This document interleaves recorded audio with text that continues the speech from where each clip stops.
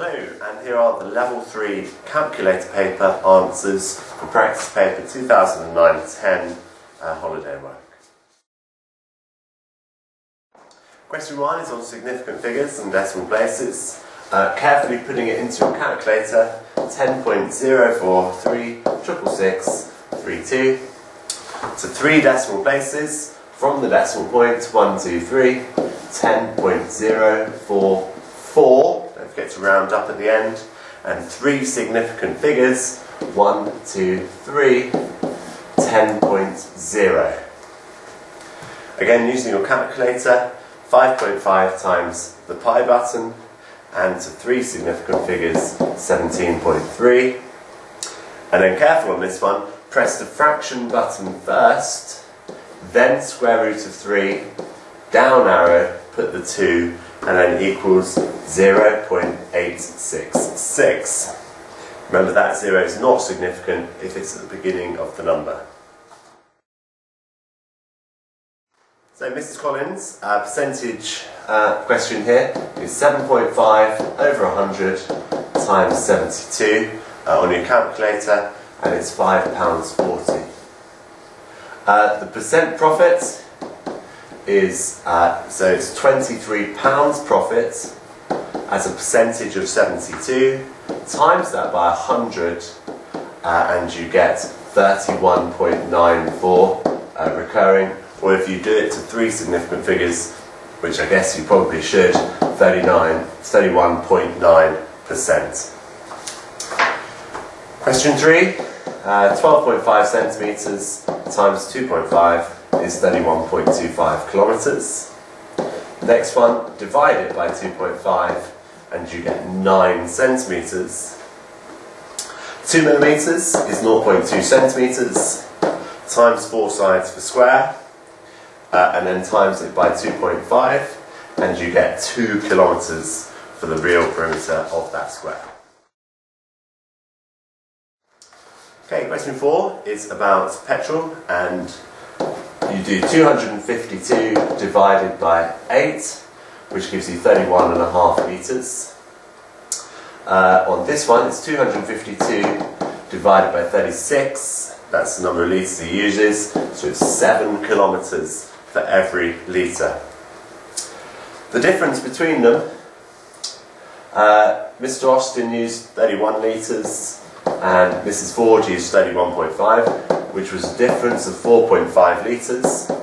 Every litre costs 98p, so it's £4.41p difference there. This last one is speed, distance, time. So we need to work out the total distance, which is speed times time. So for the first part, he goes for 2 3/4 hours. Remember, time as a fraction of an hour, times 72 kilometres per hour, plus 2/3, which is 40 minutes, times 96. So on your calculator, if you do that carefully, with the mixed number, you can press the shift fraction button, and you get 262 kilometres, which seems about reasonable in about 3.5 hours. Okay, number 5 is all about proportion. For 10 people, you need to do 2.5 lots of 300, which is 750 millilitres. This one, it's 280 grams. How many lots of 80 can you do? And for every one of those, it's 4 people. So in total, it's 14 people there. Part B is on ratio, so write it out. T to M to F, 3 to 5 to 4. Now you're told that there are 15 toffees, so your multiplier is 5. So you times everything by 5, so you get 15 to 25 to 20, which means in total there are 60 sweets altogether. He eats 3 toffees, and he eats 1 mint, which means that's your new ratio, but you've got to put it in its simplest form, so divide everything by 4, and you get 3 to 6 to 5. Okay, number 6 is an enlargement question, and it's scale factor 3. So from P here, it is 3 times the distance from P. 1, 2, 3. Same this way, 1, 2, 3. And you can do the same this way, 1, 2, 3. Now this length here is 1, so in your enlargement it's going to be 3, and then connect up those, and that's why. Always check with your enlargement, it's the same shape, and it's 3 times bigger. So if it's the same shape, we say it's a similar shape. Part B, it has gone from 4 to 100, which means the area scale factor is 25. So the scale factor is the square root. So it's 5. The scale factor is 5. Okay, number 7 is simplifying algebra. Collecting like terms is 9a squared minus 3a. This one, when you multiply the coefficients and add the indices. So it's 12a to the power 5. This one, 4a divides into both of these. So when you're dividing, think about 4a goes into that 3a times, and it goes into that twice. So it's 3a plus 2. Or you could, of course, factorise the top line and then cancel the 4a that way. Multiply out the brackets. Be careful that it's negative 2 in front of the brackets. So it's minus 6c, and it's also minus 14 at the end. Don't forget your negatives. So you end up with 4c minus 6c, and then 20 minus 14, which is 6 minus 2c. If you put minus 2c plus 6, it's not wrong, but generally you should start with positive term. Right, factorise fully. So we take out the largest common factor of the coefficients, which is 6, and then g, which is the highest variable we can take out. And you're left with 2g plus 3h. Check it works by multiplying back out. Do you get back to what you originally started with? Right, number 8 is on mean, median, mode. The range is largest take away smallest, 5.3. Median, line them up in order of size, find the middle number. There are 2 middle numbers, so your median is in between them all, in between those 2. Meantime, add them all up, you get 142.4 divided by 8, and it's 17.8. And last one, the winner, is the quickest time to second place, which is 16.5, so it's 0.6 seconds quicker. Right, question 9 is on a scatter plot, so carefully put your last 3 or 4 plots in there. It is a negative correlation because it's sloping downwards there. What does this mean? Well, it means that if you run quicker, you jump further. Or, if you run slower, you jump less. So it makes sense, that, really. Line of best fits is one straight line going through the middle. It's not like science where it's a curve. In maths, it's generally a straight line. And then 14.9, draw it up and across. There'll be some difference here depending on where you drew your line of best fit, but I reckon around about 8.8 or something like that. But you must make sure that you've drawn your line up and across. Question 10 is on regular polygons. This one has 10 sides, which makes it a decagon. To calculate W, that's the exterior angle, so it's 360 divided by number of sides, which is 36. Now x is the interior angle, so you do 180, take away 36, which is 144. Y is part of an isosceles triangle with x, so these two angles must add up to 36, so one of them is 18. And then Z, we've got a cheeky little F angle going on there, so it's 144, the whole angle, take away 36, which leaves you with 108 degrees for Z. But with regular polygons, remember exterior angle, interior angle. Okay, question 11 is on circles. Now, area of a circle is pi r squared. So to work backwards, we do the area divided by pi, and then we square root it. Now, if you do that, you end up with 2.996 something. But you've got to give your answer to 3 significant figures. And if you round it, you get 3.00. The circumference would then be 2 pi r. So you do 2 times pi button on your calculator times the radius, which is 3, and you get 18.8. Part 2a, area of a rectangle is length times height.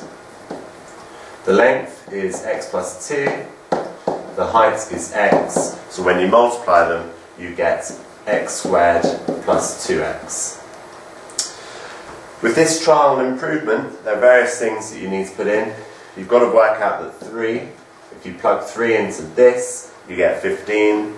It's obviously going to be closer to 3 than 4, so maybe you try 3.2 next, which is 16.64. Try 3.1, which is 15.81. That means it's somewhere between 3.1 and 3.2. But which one is it? That is why you've got to do 3.15, which is 16.2225, which is too big. So that must mean that to 1 decimal place, it'll be 3.1. So you've got to do that one there to check if it's 3.1 or 3.2. Okay, number 12 is a bearings question. Carefully thinking about 75 degrees from north, and draw your line to B, which is about here. At B, you need to do your north line. If you want to be super accurate about it, this angle would be 105, and it's well worth being that accurate about it. Don't forget to label your 12 kilometres there as well. Then northwest is 45 degrees from north, so label that to R, draw a north line. Again, that angle there would be 135, so be accurate, label length. And then it sails back to P, on what bearing? Now the bearing is all the way around there. That's the angle you want, because you always go from north and you always go clockwise. So the bearing is 225, and I made the distance 10.5 kilometres. So then the total length of the course is 28.5, and if you divide that by 8, you get that it's 3 hours and 34 minutes there. Remember to make your fraction of an hour into minutes by timesing by 60.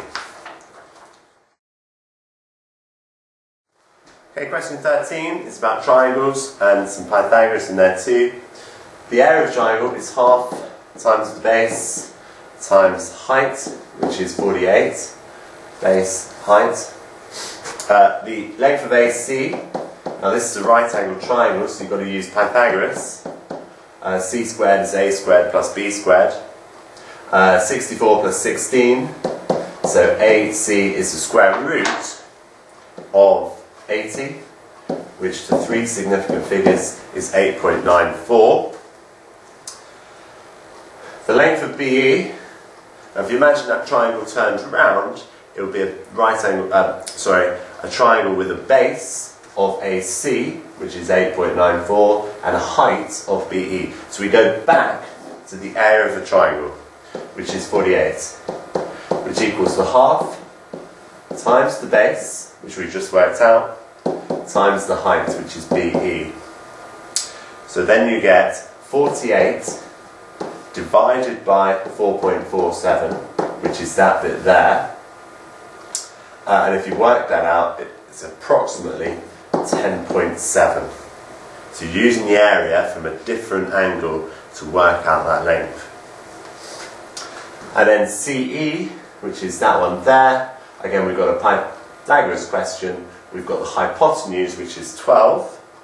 So we say CE squared is 12 squared minus 10.7 squared, and that is, so then CE equals 5.4 to 1 decimal place.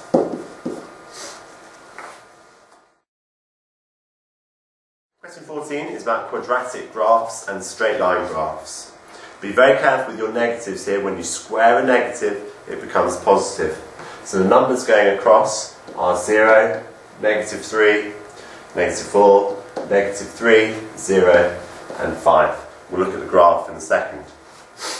-2, 2, and 2, 4, if you use that equation there. And we'll look at where that is in a second. Now there's going to be slight differences here in where they cross, depending on how well you've drawn your curve. I made it -4.2, 0.8, and 0.7, 3.4 for my ones, but you might be slightly different there. When you come to plot your points, we've got -5, 6, 4, 0, -3, -3, -2, -4, and then it comes back up like so. So very nice, with a nice little wristy kind of action, draw your quadratic graph. Remember, it should be a nice curve. So if you've got one of your points which is way out of the where it should be, then go back and check. Yeah, we don't want any kinky curves here. Don't forget to label it. Y equals x squared plus 4x. And then your other line is -6, 0, -2, 2, and then 1, 5. So like that. Sorry, 2, 5.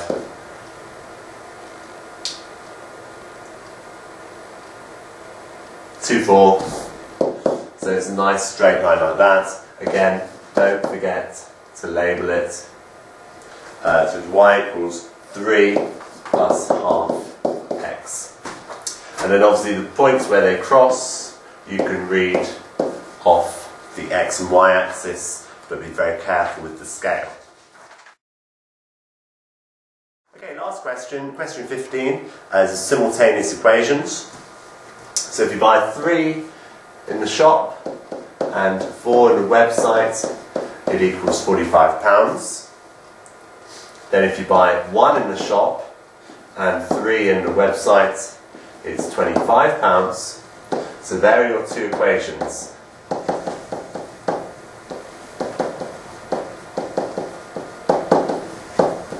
Now at the moment there are no equal coefficients, so the best way of making equal coefficients is times the equation 2 by 3. So writing them out again, equation 1 stays the same, but we're going to label it equation 4 now. And then we've got this one times everything by 3. Times 3 times 3 times 3.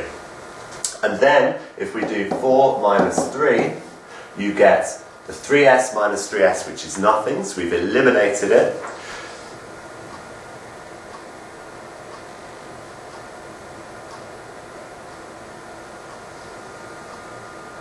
Sorry, that should be 9W there. 9W take away 4W is 5W. 75 take away 45 is 30. So W is £6. And then go back to equation 2. So you've got 3 times 6 is 18. 7 plus 18 is 25. So in the shop there's £7. Fred buys 5 in the shop and 3 from the website. So in total he spends £53. So the difference between him and Jack is £8. Okay, so how did you do? Add up your marks. Remember, level 3, you have a multiplier of 1.2 onto your score. 70% is roughly an A, 60 a B, and then 50 is a C.